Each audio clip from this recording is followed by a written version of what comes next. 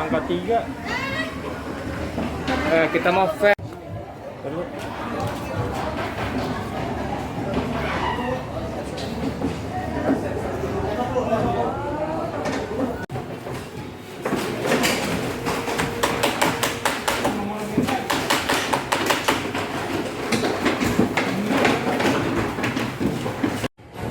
Dari 3 hari sebelumnya kemarin kita melaksanakan pelipatan surat suara.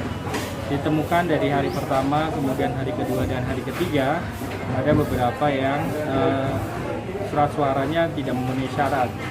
Antara lain ada surat suara yang robek di salah satu sisinya, kemudian kelebihan kertas potongannya itu kelebihan, kemudian ada potongannya tidak presisi atau simetris, dia memotong tidak sesuai dengan garis, kemudian ada yang sisi luar surat suara tidak tercetak, yang tempat untuk menuliskan nama TPS, kelurahan dan lain sebagainya itu tidak tercetak. Kemudian ada yang berkerut atau lecek, itu juga ada. Ini dominan itu dari surat suara yang rusak itu apakah karena proses pelipatan itu sendiri atau memang karena dari percetakannya, Pak? Dominannya dari percetakan. Yang paling banyak tadi yang saya perhatikan adalah salah satu sisi, yaitu sisi luar surat suara tidak tercetak. Pak, dari surat suara yang rusak itu nantinya itu akan dilaporkan dan kemudian dimusnahkan atau seperti apa, Pak? Iya, kalau untuk yang kekurangannya tentu nanti kita akan rekap terlebih dahulu untuk meminta kekurangan kalau ada kekurangan. Kemudian surat suara yang tadi dalam kategori tidak memenuhi syarat tentunya kita akan musnahkan berbarengan kalau ada surat suara yang lebih dari percetakan. Pak, ini kan hari ketiga ya Pak. Jumlah petugas di hari ketiga ini sudah berapa Pak totalnya? Jumlah petugas dari hari ketiga ini ada sekitar 25 orang. 25 orang? Ya. Apakah ada penambahan Pak nantinya? Kita lihat ya, kalau memang kira-kira dalam 2 hari ke depan tidak memenuhi target, kita akan tambahkan. Pak, target untuk maksimal pelipatan surat suara ini kapan, Pak? Kita targetkan memang 4 hari ya, dari 3 hari kemarin ya. Tapi kayaknya memang belum terkejar. Di hari pertama kan cuma 9 orang ya. Iya.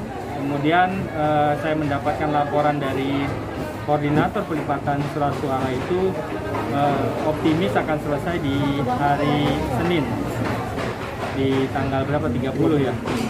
Ini dengan pandemi ini ada pembatasan orang pelipatnya sih?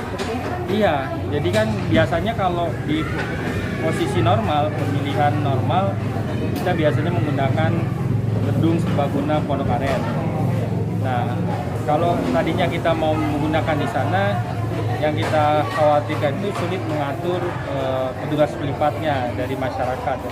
Kalau dari sisi sosialisasi kan kita bisa memperkenalkan ya calon-calon kita atau melibatkan lingkungan sekitar Tangsel.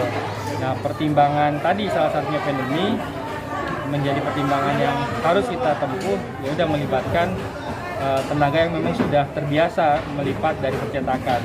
Pekerjaannya cepat misalnya. Balik lagi kalau misalkan melibatkan masyarakat, kita nantinya akan ada tantangan atau kebutuhan untuk selalu mengingatkan.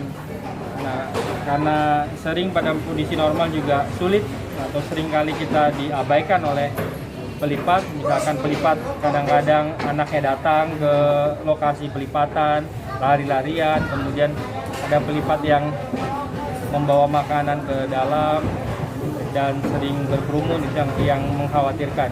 Kalau misalkan kita paksakan atau melibatkan dari masyarakat kita. Biasanya kalau tidak sebelum pandemi, petugas pelipat sampai berapa orang? Sampai terakhir misalkan pemilu kemarin itu kita ada sekitar 250 orang sampai 300. Ini hanya 25 atau bahkan maksimal 30.